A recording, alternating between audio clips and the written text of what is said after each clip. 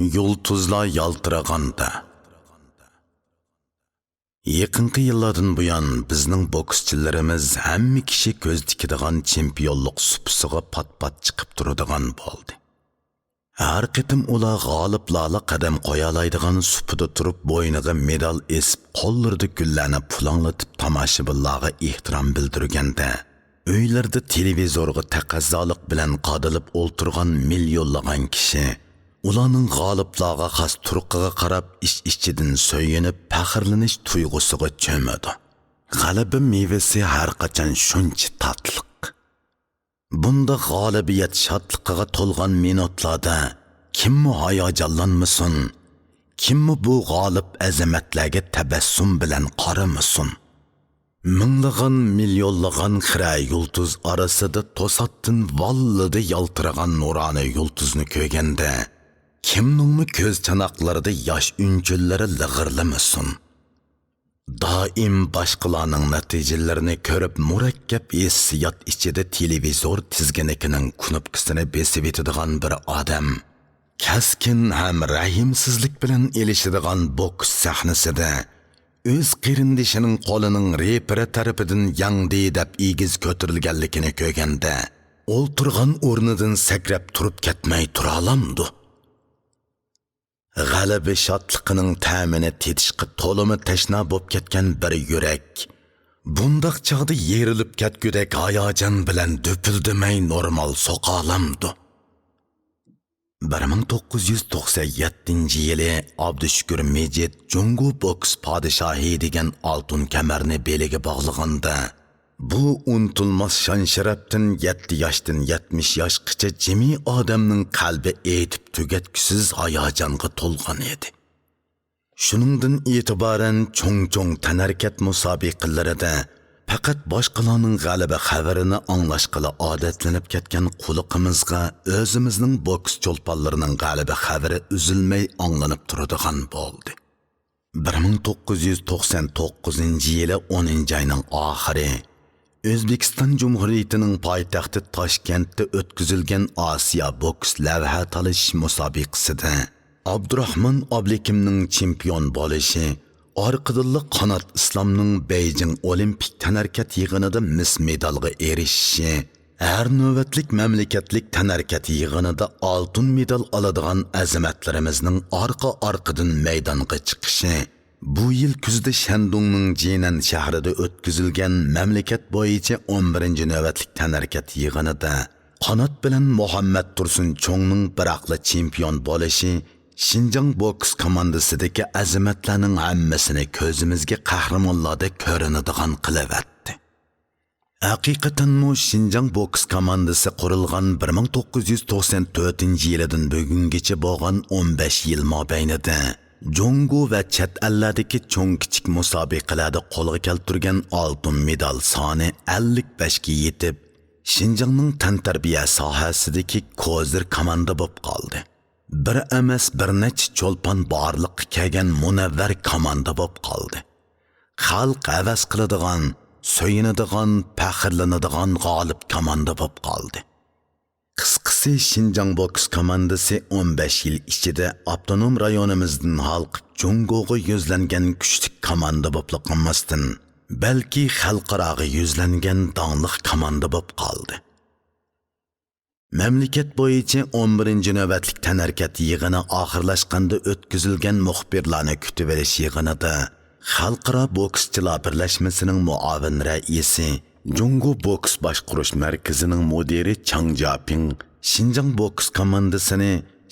boks komandasi bu qitimqi tanarkat yig'inida saviyasini qaltis namoyon qildi. Ularning mohirlari botur ham chidamliq. Hozir Şinjan boks mahirlari Jungo bokschiligidagi tayanch kuch bo'lib qoldi.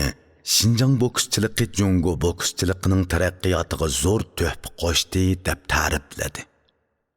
Umuman aytganda mahorat tarbiyasi heli nayrangdan xoli soha. Mahorat tarbiyasi turiga kiradigan boks musobaqasi texmi ochiq oshkora sahna. Bu sahnada qaysar chidamliqligi yuqori, texnikasi ustun, inkasi tez, psixikasi turaqliq, taktikaga mahir, raqibini tahlil qilish iqtidoriga ega, vaziyatga qarab ish ko'ralaydigan, jonliq, tetik, chabdas munavvar bokschi bo'lmay turib cho'lponlar tojini kiyish mumkin emas. Bir komanda bir emas. Bir to'p munavvar bokschiga ega kuchli qo'shin bo'lmay turib, boks sohasidagilarning qoyillik bilan ta'riflashiga muyassar bo'lishi texmi mumkin emas. Kasbiy sohadagilarning tili bilan aytganda, boks musobaqasi ko'z yoshiga ishonmaydi. U amaliy natijaga qaraydi. Yangichini qahramon deb toniydi. Jungoning olimpiki deb ta'riflanadigan 4 yilda bir qatim o'tkaziladigan mamlakatlik tanarkat yig'inida 1997-yildan 2009-yilgacha uda 4 qatim izchil oltin medal olib kelayotgan Xinjiang boks komandasi avtonom rayonimizning mahorat tarbiyasi sohasida xalqimizning ishonchisini oshirgan, shon-sharaf ingini o'yg'atgan, umidi bog'langan birdan-bir kuchli komanda bo'lib qoldi. Avam chempionlari esida saqlaydi. Yangichiga madhiya o'qiydi. Chunki har qanday xalq kuchliklardan bo'lishni orzu qiladi. Qahramonni cho'ng biladi. Qahramon va qahramonga cho'qinish nomli asarning avtori Karlikning so'zi bo'yicha aytganda, qahramonga e'tibor bermaydigan millat yoki davr arzimas bo'lib qoladi. Kishilar tarixdagi yoki hozirgi mashhur shaxslarga havas qiladi va cho'qinadi. Hatto ularning kamchilik xatoliklariga maslik keladi. Chunki tarixni haqiqiy ma'nosi bilan aytganda qahramon yaratadi. Milliy qahramonlari ko'p millatning shon-sharaf tuyg'usi kuchli bo'ladi. Milliy qahramonlari kamchil millatning avlodlari qahramonni sirtdan import qiladi. Sirtdan import qilingan qahramonlarning nisbati oshgan sari milliy ishonch yo'qolib boradi. Milliy qahramonlar bir xalqning o'ziga bo'lgan ishonchini oshiradigan kuch-quvvat manbasi. Qahramonlik bir millat tarixining eng nurliq sahifasi. Millatning shon-sharafi uchun foydali harakatlar ichida qahramonlikdan eshib tushadigan harakat bo'lmasi kerak. Ajdodlari qahramon xalqning avlodlari g'ururliq keladi. Shundoq bo'lg'achqa 1812-yili 9-oyning 7-kuni 33 yoshli Napoleon Rossiya armiyasi bilan hayot-mamotlik cho'ng jang boshlanish oldida askarlariga avlodlaringlar mag'rur talaffuzda sizlarning bugungi boturliqinglar to'g'riliq so'zlaydigan bo'lsin deb ularning jasoratini oshirgan.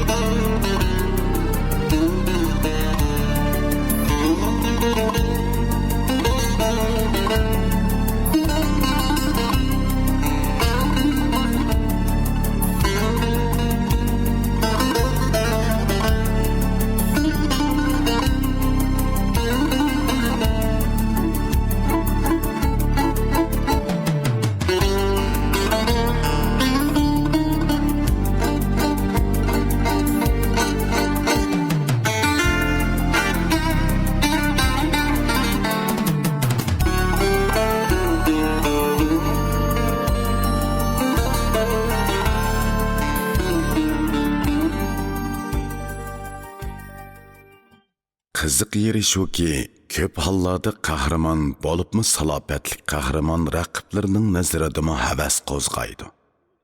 Fazilati puchak, gap so'zi olajoq, xarakteri ojiz, mijozi tutruqsiz arzimas raqiblarni kishilar qilchi mansitmaydi. Osiyo va Yevropa tarixida mislsiz shalliq sahifalarni yaratgan qadimki zamondagi eng botur xalq o'llar o'tir tuzlanlikdagi necha avlod sulola xalliqlarning ashaddiy raqibi bo'lsimi, lekin bu sulola xalliqlarning nazarida o'llar yanada havas qiladigan obyekt hisoblangan. Misol uchun olsak, 3 podshohlik davrida o'tgan mashhur Siyosiyon Savsovning o'llar bilan bo'lgan muomalasida bir qiziq ish bo'lgan.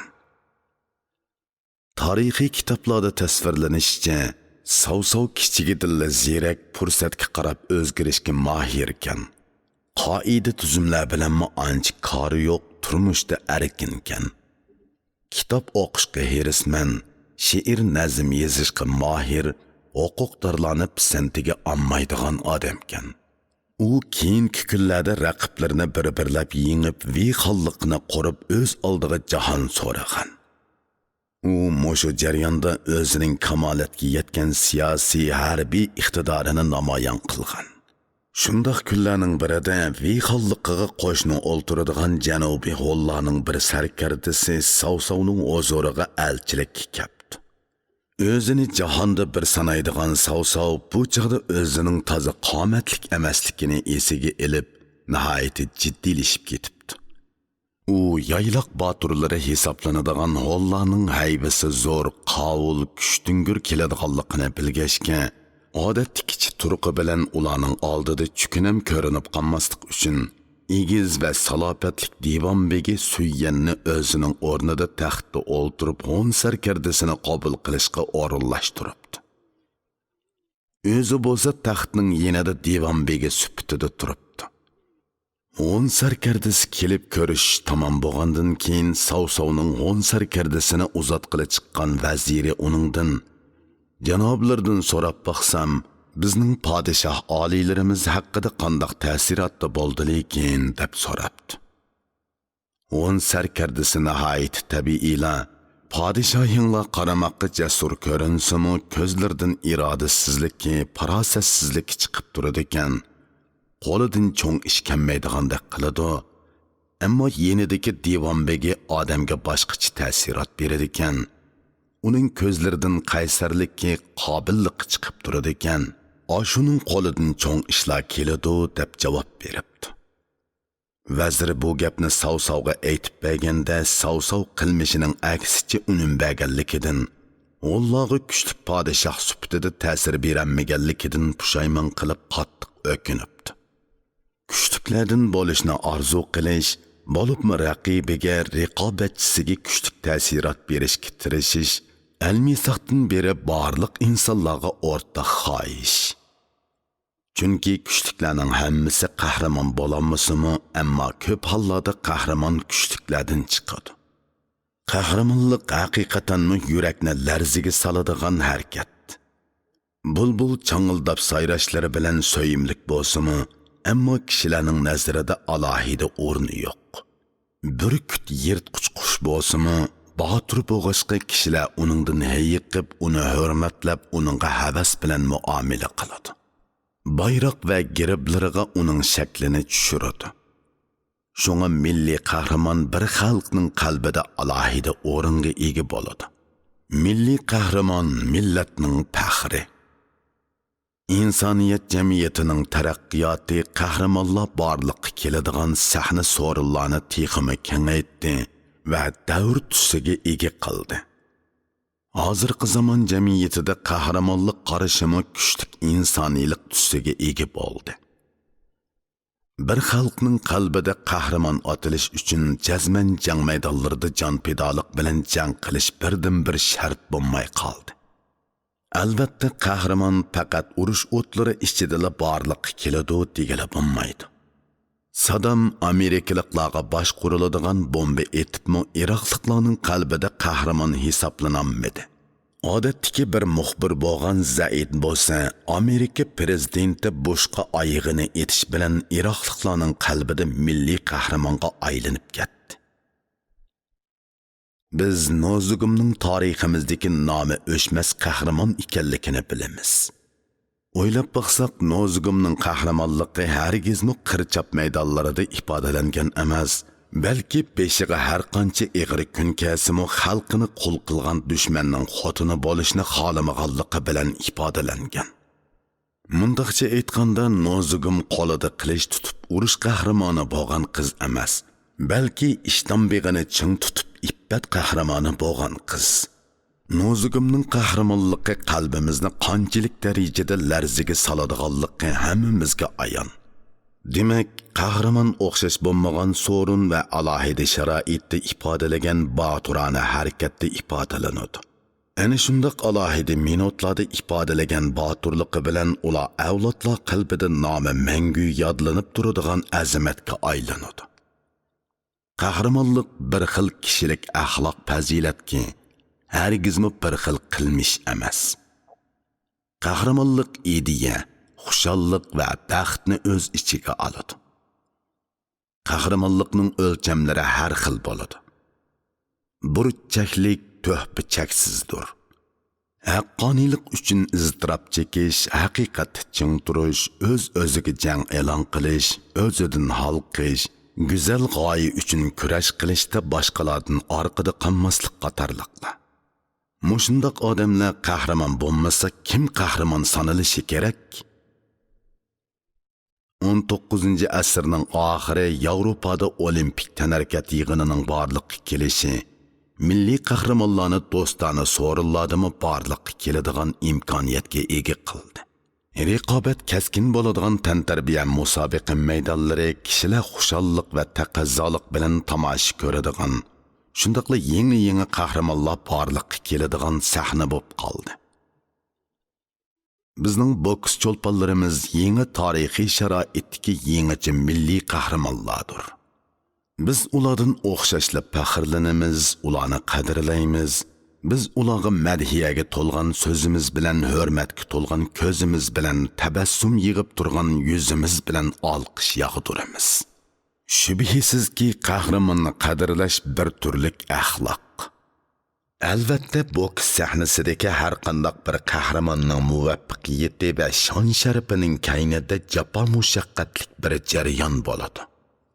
Boks sahnasida cho'lpon bo'lib chaqnagan har qanday azamatning kaynida yuqori saviyalik, talabchan, pishqon bir mashqovul bo'ladi. Xinjiang boks komandasining xalqaro saviyalik kuchli komandaga aylanishida, har qitimliq musobaqalarda g'alaba utuqlarga uzilmay erishishida Xinjiang bokschilig'ining barpochisi, jonko'yar posiboni, xalqaro darajalik dongliq mashqovul Ablekim Abdurishit apandining singdirgan ajriga opirin o'qishga arziydi. U 15 yildan buyon bir-biridan botur bokschilarni tarbiyalab, qahramon sirab ketgan qalbimizga kayni-kaynidan iftixor tuyg'usi ato qilib kelayotgan tuhfasi zo'r milliy qahramon. Men ko'rgan Ablekim apandi boks uchun yashaydigan odam. U kasbiy qobiliyati yuqori, mustaqil ideyasi bor, dunyo qarashi pishqon, fikr qilishga mohir, tahlil kuchli, kitob o'qishga amroq, xosligi ro'shan, gap so'zi tuz, xarakteri kaskin, mijozi qo'pol, chiroy shakli oriyallohga xos azamat sifat mashqovul. Uning eng ko'p ta'kidlaydigan gapi bahoningni qo'y degan mashhur so'zdir. Men uning bilan tanishgan tunji soatda uning bu mashhur so'zni tilga olganligiga diqqat qilgan edim. Bu mashhur so'z Amerika quruqliq armiya ofitserlar maktabining aqidasi ham mezoni edi. U gap oraliqida men amerikalik Ferror kiyib yozgan Bahoningni qo'y degan kitobni o'qishdan ilgari komandadagi bolalarga mushundoq talab qo'yatdim. 2004-yilning 5-ida ashu kitobni o'qib bu xil qarashim texmi kuchayib ketdi. Men u kitobni yodlavog'udek darajada o'qigan dedi. U menga yana mundaq dedi. Men komandadagi bolalarni sistemalik mashq qilishga yetaklayman. Ulardan yurakini berib mashq qilishni talab qilaman. Mashq uchun mashq qilishga qarshi turaman. Odatda bir bokschi bir kun talab bo'yicha o'lchamlik mashq qilsa, badanidan o'tri hisob bilan 2 kilogramga yaqin tar chiqadi. Albatta har qanday turdagi mashqda tar chiqadi. Ammo yurakini berib qilgan mashq bilan yurakini bermay qilgan mashqning unumi o'xshamaydi. Shunga men tar bilan tar o'xshamaydi, qon bilan qon o'xshamaydi deb qarayman. Musobaqa mashqning davomi. Yurakni berib yaxshi mashq qilmaganda muqarrar holda musobaqada ketkizib qo'yish kelib chiqadi.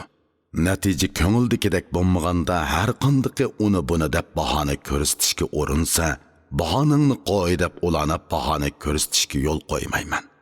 Sen mashqni ichingdan qaynab qilganmi yo'q? Mashq jarayonida kichik ishlarga sal qaraganmi yo'q? kim uchun, nima uchun mashq qilayotganligingni chin ma'nidan tushunganmi yo'q deb vaqirab ketaman. Menga cho'lpon kerak, natija kerak. Kimki bir patman bahona sabablarni so'zlab o'zini oqlashga urinsa, bizning boks komandamizda bundaqlarga o'rin yo'q. Qat'iy niyat bilan yengavashdan plan tuzib sistemalik mashq qilib o'zidan halqish kerak dedi. Oblikim apandi komandadagi balalarga yana shon-sharaf tuyg'usi bizning komandaning jeni degan qarashni singdirib etibdi. Albatta shon-sharaf tuyg'usi bo'lmagan kollektivdan parlaq istiqbol kutgili bo'lmaydi.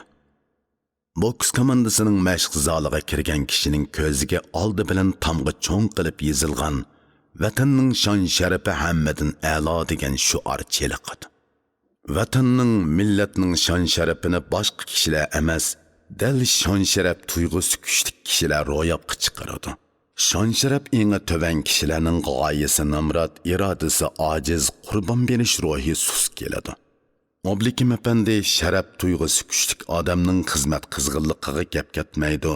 Komandamizdagi azimatlarning har qanday shon-sharafning nemadan derak beradiganligini nihoyatda aniq biladi.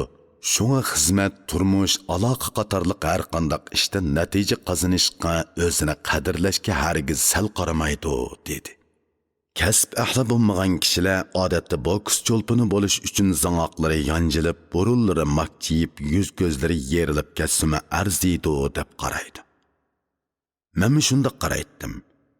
Oblikim apandi gap orliqida boks sahnasida cho'lpon bo'lish bir bokschi uchun hammadan muhim. Ammo boks cho'lpini bo'lish to'liq mushkul ish. Uzoq muddatlik, yuqori sifatli mashq jarayoni bo'lmay turib, yaramliq bokschi bo'g'ili bo'lmaydi. Bokschi bo'lgan odamda qovul badan, kuchli muskul, egri mush bosila bo'lmaydi. Savrchanlik bilan zerikmay mashq qiladigan yaxshi odat, musobaqa jarayonida fursatni egallaydigan did, raqibining ortiqchiligi bilan ojizligini bayqiy oladigan sezgur kalla, taktiki jihatdagi jonliqlik, mudofaa jihatdagi mohirlik bo'lishi, mundaqcha aytganda musobaqa jarayonida ham bo'ra ham tulki mijoz bo'lishi kerak dedi. Uning gap so'zlaridan qo'mondonlarga xos farosat chiqib turadi. U haqiqatan muborliqini o'z kasbiga beg'ishlagan, yetilgan mashqovul edi. Bu qitim Jinanda o'tkazilgan mamlakat bo'yicha 11-navbatlik tanarkat musobaqasiga borgan Shinjang gazetining muxbiri Tursunjon Hamid, Shinjang boks komandasidan musobaqaga qatnashqila borgan 10 mohirdan ikkisining oltin, birining kumush, birining mis medal elishdek, to'rtaylarning 5-likka erishishdek alohida natijasini o'z ko'zi bilan ko'rish jarayonida Oblikim apandiga ichidan qoyil bo'lib mundoq yozgan. Oblikim apandi kishini iftixorlantiradigan bu natijani qo'lga keltirish filmiga nihoyatda joyida rejissyorlik qildiki, musobaqa xuddi oldin o'rinlashtirib qo'yilgandek boshdan oxir uning faraz qilganidek bo'lib chiqdi. Uning jungo bokschilig'ining hozirgi ahvolini to'liq tushunadigan, shogirdlarning amaliy saviyasini besh qo'ldek biladigan tajribalik, qobil mashqovullar emas, amaliyat jarayonida pishqan tajribalik, musobaqaning bosh oxiriga aloqador ishlarni oldin faraz qila oladigan va uningga to'g'ri hukm chiqara oladigan mohir moslashtiruvchi ekanligini har qanday kishini qoyil qiladi. Bir kuni Oblikim aka menga mundoq dedi. Yalqınovkam, men Xanzuchi maktabda o'qigan. Shunga ona til yeziq asosim ojizroq.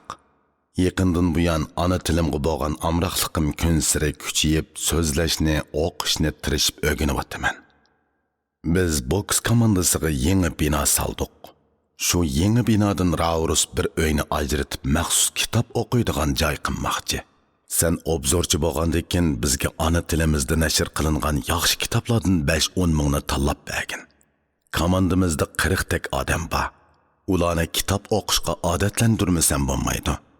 Men tarbiyalagan bokschilarning badan saposi yuqori bo'lib, madaniyat saposi to'van bo'lib qolsa qat'iy bo'lmaydi. Bular hozirmi kitob jurnal o'qishni yaxshi ko'radi, lekin yetarlik emas. Men go qayaga mingsaq bir yash kitob elib olaman. Lekin bu balalardagi kitob jurnal o'qiydigan odatni mustahkamlamasak bo'lmaydi. Kitob o'qiydigan odam bilan kitob o'qimaydigan odam tamoman farqlanadi. Sen mushu balalarning aqliga aql, ruhiga ruh qo'shadigan kitoblarni tanlab bergin. Bu balalarni yaramliq cho'lpon qilishga kuchab, ruhiy dunyosi boy, muhabbat nafrati ro'shan, iddisi kuchlik odamlardan qilib tarbiyalashga sal qarasak hargiz bo'lmaydi. Bular har qanday ahvolda xalqqa javob qaytarishni esida mahkam tutadigan aqidalik odamlardan bo'lishi kerak, dedi. Bir bokschi boks sahnasida cho'lpon bo'lib parlaganda millionlagan kishining qalbida qahramonga aylanadi. Ammo jamoatchilik qahramonni ortiqcha hurmatlaganda qahramon mag'rurlanishga boshlaydi. Ularga kishilarning hurmati avorichilikdek, madhiyalari vangchungdek bilinadi. Shunga qahramon g'alaba quchgandan keyin o'zini bilinmaydigan ahvollar doim ko'rilib turadi. G'alaba qilishni bilganlik g'alabaga qandoq muomala qilishni bilganga tang emas albatta. Bugungi dunyoda bir qism boks cho'lponlari pulga qiziqib qora guruhlarning qoraliga aylanib ketgan. Bir qism boks cho'lponlari sohib jamollarning qosh ko'ziga maftun bo'lib axloqda tushkunlashib ketgan. Yana bir qism boks cho'lponlari g'alabadan keyin xudini yo'qotib bag'on sira topdan chiqib o'zining olli-burun jinoyat yo'liga kirib ketganligini bilinmay, oxirgi hisobda qonunning jazosiga uchrab o'shiga kelgan misollar oz emas. Shunga boks cho'lponlarining axloq safosiga, ruhiy dunyosining sog'lom bo'lishiga ko'ngil bo'lish to'liq zarur ish hisoblanadi. Mushu nuqtadan aytganda insonning ma'naviy jihatda kamolat tepishida eng yaxshi do'st hisoblanadigan kitob, jurnal sal qarashga bo'lmaydigan bebaho boyliq ekanligida shak yo'q. Yiroqni ko'rar nazarga ega bir sarkarda ko'z oldidagi g'alabini ko'masdan, balki g'alabadan keyin ko'rilishi mumkin bo'lgan yaxshi yomon ehtimolliklarni to'liq nazarga elib, oldin puxta tayyorlik ko'radi. Oblikim apandining boks azimatlarimizning ruhiyat jihatdagi taraqqiyotiga bu qadar ko'ngil bo'lishi meni qattiq ta'sirlantirdi. Mutafakkur olim Abdushukur Muhammad Imin kitob va kitob madaniyati degan maqolasida mundoq degan edi. Pul topganda o'yini ko'zni chaqnatadigan gilam va zinat buyumlari bilan bezigan oila bilan o'yini kitob ishkoplari bilan bezigan oilaning qimmati farqlidir. Taraqqiy qilgan allardagi oilalar o'z qiroatxonasiga ega bo'lib, ular ro'naq topgan sira kitob setib oladi. Ular va ularning farzandlari kitob muhitida o'sadi, o'rlaydi. Qaloq allardagi oilalar buning aksicha bo'ladi. O'yini aynak tom, rangdori gilam va ishrat jihozlari bilan bezigan oila kishilarining ma'naviy dunyosi xunuk bo'ladi. Ular mag'rur, tantak, pulpaz, so'latvoz bo'lib, o'zlari va farzandlari tezdan tushkunlashadi. Bu jihatdagi misollar ko'z oldimizda to'lib yetibdi. Oblikim apandining boks komandasidagi azamatlarning cho'lpon bo'lishig'ila emas, balki eziq turish kuchiga boy bugungi bu murakkab dunyoda o'zini kontrol qila oladigan, ma'naviyati mukammal odamlardan bo'lishig'imi ko'ngil bo'lib, menga topshirgan ishini jon dilim bilan o'rindab, turlik mazmundagi yaxshi kitoblarni tanlab berdim. Oblikim apandi mas'uliyatchan, uzoqni ko'zlaydigan qobil yetakchi bo'lish sifati bilan mundoq dedi. Yaxshi komanda bo'lish uchun yaramliq mashqovul kam bo'lsa bo'lmaydi. Bir yaxshi mashqovul cho'lpon tarbiyalashga ko'ngil bo'lib, izbosar tarbiyalashga sal qarasa mas'uliyatsizlik, shaxsiyatchilik qilgan bo'ladi. Yahudiylarning bir sham bilan bir necha shamni yondirganda dastlabda yondirgan shamning yo'rishiga ozroqmi ta'siri bo'lmaydi degan hikmatlik gapi bor. Men hozir mashqovullikda Abdushukur Mejid Abdurahmon Ablikimlarning izimni besishiga asos sep bo'ldim. Ular o'z xizmatidagi ahamiyat va mas'uliyatni biladigan umidlik mashqovullarga aylandi. Yaxshi mashqovul bo'lish uchun mahirlarni mashqlantirishdagi texnikalik mahoratlarni puxta egilsala kifoya bo'lmaydi. Texmi muhimi o'zining ham bokschilarning qalbidagi orzu istak o'tlarini kim uchun yondirishni aniq bilishi kerak. Men Oblikim apandi bilan har qitim paranglashganda uni texmi cho'nqur tushunaman. Har qitim boks komandasidagi azamatlarimiz bepoyon tantarbiya osmonida yulduz bo'lib yaltiraganda, ularning ko'zni qamashtiradigan nuroniligining sababining tegiga yetgandek bo'laman. 2009 yil 11 ayning 12 kuni.